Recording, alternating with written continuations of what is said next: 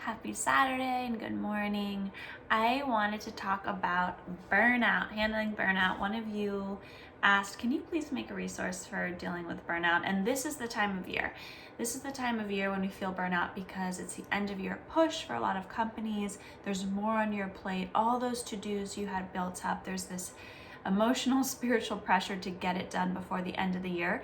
And although we're not there yet, we're starting to feel that pressure. So I wanted to show you a few bonus pressure points in this video that are really good for adrenal fatigue. And I also wanted to talk about what's going on in the body when we experience adrenal fatigue. The resource for this week will be a nice, soothing, shorter meditation. I'm making it shorter so that you're more motivated to use it more than once this week. And it'll just help calm the nervous system, okay? So let's get to it. 1, what is adrenal fatigue? What does it do to the body? And then what are a few bonus pressure points you can do to help alleviate adrenal fatigue so that your body can perform optimally, mentally, emotionally, and physically. So adrenal fatigue is when our adrenal glands are stressed, when they're overworking. So your adrenal glands produce adrenaline. A lot of us think of cortisol and adrenaline as a bad thing, but actually they're really good. Those hormones are made by the body for good reason. They actually help us wake up and feel energized in the morning. So when you wake up and you feel sluggish, you feel low, you don't have energy, it might mean you don't have enough adrenaline or cortisol. So actually it's those cortisol levels that help us feel awake and alert and energized. If you've heard about blue light or blue blocking glasses, a lot of us know blue blocking glasses after this year. The reason we like to block blue light is it produces cortisol and adrenaline. It can signal the body, hey, it's daytime, produce that. But we want that in certain contexts. So here's what nature intended. Nature intended that we sleep without light, that we go to bed when the sun sets, and when the sun starts to rise, it signals to the body that it's day. So that blue morning light, right? My husband's a filmmaker. Those sunset magic hours, golden red. The morning is that blue tone light. Blue tone light signals to the body, it's day, let's get energized, produce some cortisol, produce some adrenaline, just a healthy amount, and it wakes the body up. It gives us enough energy. But then as noon hits, those levels start to drop. We start to drop in those levels. We start to unwind. We start to relax. Blue light is no longer there because as nature intended, we would just have the sun. We wouldn't have all this artificial light, and it would slowly drop until we go to bed when the sun sets and there's more trace amounts of those cortisol and adrenaline. That's what nature intended. The reality is we wake up, we have fluorescent lights up until 5 p.m. Our body's like, it's morning. It's not morning at 5 p.m. You have your blue light screen, you're reading on it, you're texting up until 9, 10 p.m. It's morning. So much cortisol is being produced in the body. The body's confused, the circadian rhythms burn off, and our adrenals are like, it's been morning for 18 hours. Adrenal fatigue. The other thing besides light and the way we use light and the way we interact with our day, which is not in balance with the way nature intended, is our own stressors. So if daylight and the way we treat daylight, and instead of just being super productive from 7 a.m. to 12 p.m., we're trying to be productive from 6 a.m. to 10 p.m., that's going to wear on our adrenals, okay? And we're going to feel stressed. We're going to feel depleted. We're going to wake up groggy because our adrenals didn't get to rest. And now in the morning when they're supposed to be on, they're like, no, I'm sleeping in. And then at the end of the day, we're going to feel wired because then they're cranking, right? But the other way is we have stresses. So we also produce cortisol and adrenaline when we have high stress situations, whether that's actually dealing with a threat or someone who's toxic, or if we're dealing with high tension emails, deadlines, things like that. So when it comes to burnout and dealing with burnout, what we need to look at is, 1, how am I managing my actual stress levels and productivity throughout the day? Am I living more in balance? I know we all can't shut off and start to slow down around 2 p.m., but how can we try to be most productive in the morning and then begin to send signals to the body that we're unwinding at the end of the day? So that's the first thing. How am I living in balance with that daily rhythm? And if I'm way out of balance, how can I bring it more into balance? So that's the first question we want to ask. The second is, what daily triggers am I bombarding my body with that's making me get stressed that could be leading to burnout? What are the daily triggers that are on my plate? And the questions we would ask is, how can I take some of those off my plate? We can't take every stressor off, right? We can't quit our job and move to the mountains. But how can I take some of those off my plate? And just those two things, answering those two questions intentionally, is going to really help us deal with burnout. And I'll get into what's going on physically and mentally too.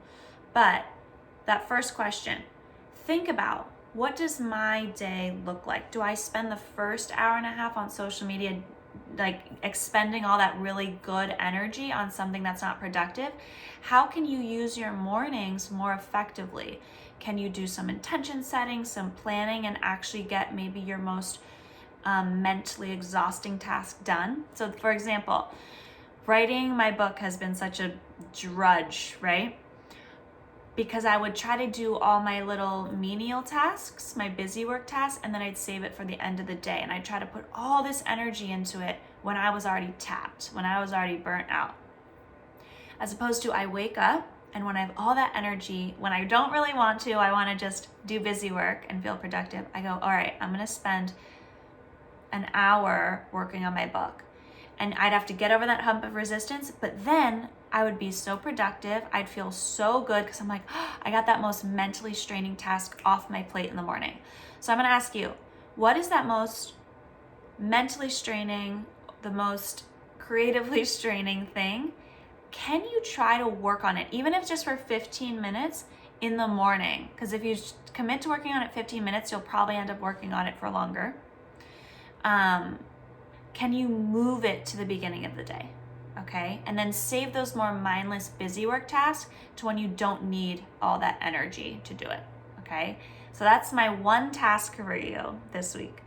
And then my second is, look at your plate, and I want you to write down everything that stresses you out, whether it's a boss, a deadline, a relationship. Can you adjust or edit any of those, whether it's with boundary setting or delegating, or can you remove any of those? Can it be a task you totally get rid of? Is it an event you can say no to or cancel? I want you to try to remove 2 to 3 things from your plate this week, okay? That's gonna help you cultivate a practice of dealing with burnout, okay? Let me show you some pressure points, shall we? So, besides those lifestyle changes and becoming more in balance, those are really gonna help. What you can do right now is a pressure point. This is your liver 4, it's your liver pressure point. And I'll talk about why the liver is associated with adrenals. When I put my pointer finger and thumb together, here we go. My pointer finger and thumb together, it creates a mound. I'm gonna just massage on that mound. So once I find where it's that meaty mound part, I'm gonna make an L with my hand and I'm gonna massage on both sides, okay? So I'm just massaging on both sides. And a good rule of thumb for pressure points is to massage for about 20 seconds, no more than 30, while taking some nice big breaths. If we massage it too much, we might overstimulate. And what you can do is every morning you can massage this, maybe after lunch, and then again after dinner, right? What if you did that every day this week?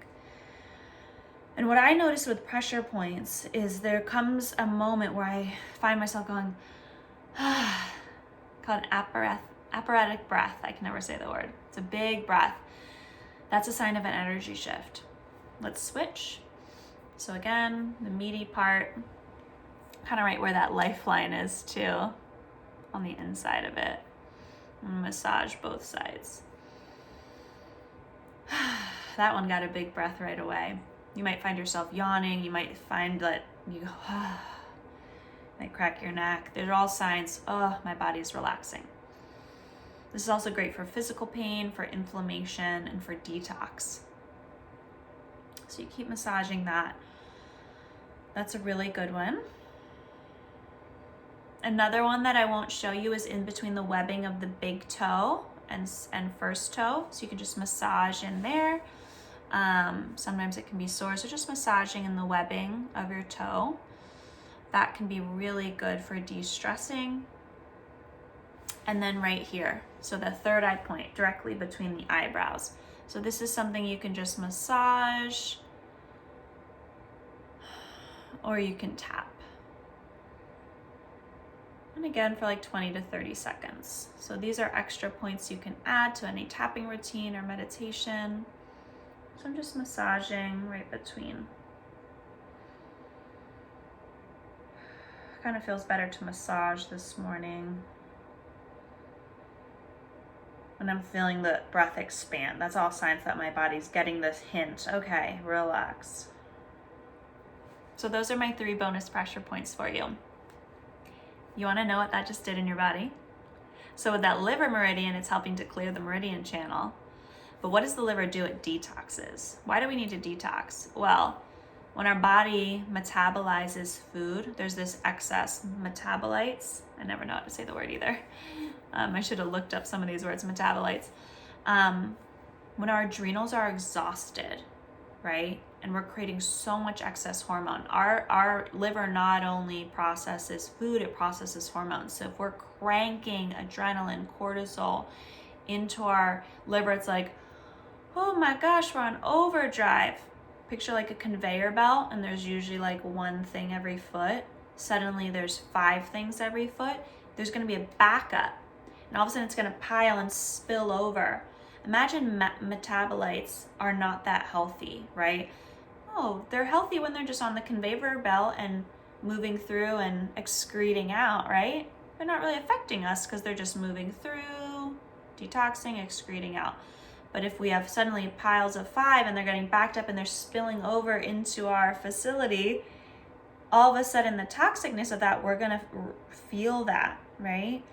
So when we're stressed, we're overloading the liver and filling our body with those excess metabolites, which then makes it even harder for the liver to process. It's like a domino effect. When our liver can't process, it sends a cascade through the whole body. Then suddenly our stomach meridians gets blocked. We're not digesting as well. That affects our hormones because we're not processing excess hormones. So we have a buildup of estrogen. We feel more moody. We have an excess of all that cortisol, so we're not relaxing at the end of the day. We might experience insomnia. Our skin starts breaking out because of all the excess toxins or hormones in the body. So see how there's a ripple effect? And if you're getting stressed just hearing, go back to this point and massage it. Really nice. So that is why it's so important to deal with burnout. Is not just mentally and emotionally you'll feel so much better, but physically, your immune system benefits, your digestion benefits, your skin benefits. Everything benefits when you deal with burnout. So if you're not willing to cross those 1 to 3 things off your list, if you're not willing to try to do the most strenuous tasks towards the morning and save those more mindless activities to the end of the day, if you're not willing to do it for you, do it for your immunity. Do it for your family's immunity. Do it for your reproduction. Do it for your skin. Do it for your health, okay? That's my extra incentive. So massage in between here, in between the webbing of your big toe, and right here after each meal every day this week. That'll help send that cascade, help the liver detox, and just support all systems of the body and help you deal with burnout. Also, make sure you revisit the meditation that comes with this week. See you guys.